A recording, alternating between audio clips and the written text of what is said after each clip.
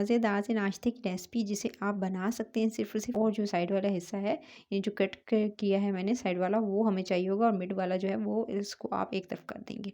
इस तरह से ब्रेड की कटिंग करने के बाद फिर एक पैन लेना है, उसमें आपने बाद उस हल्की बिल्कुल धीमी आँच रखनी है। फिर आपने एक अंडा लेना है, जस्ट चॉप्ड की हुई वो इसके अंदर शामिल कर दीजिएगा और फिर आपने पिसी हुई काली बहुत अच्छे से अंडे को फेंट लेना है इन वेजिस के साथ। अगर चाहें तो और जो वेज में आँच रखेंगे उतना परफेक्ट है, नहीं तो ये क्या होगा, ब्रेड जल जाएगी और टोस्ट भी जल जाएगा। उसके अलावा अंडा भी बहुत जल्दी कुक। और ये देख सकते हैं ब्रेड बिल्कुल परफेक्ट है, कोई इसका कलर डार्कर नहीं हुआ। ग्रीन वाले डालना चाहते हैं तो ग्रीन वाले डाल लीजिएगा, नहीं तो ब्लैक वाले से भी आप जो है वो ये रेसिपी रेडी कर सकते हैं।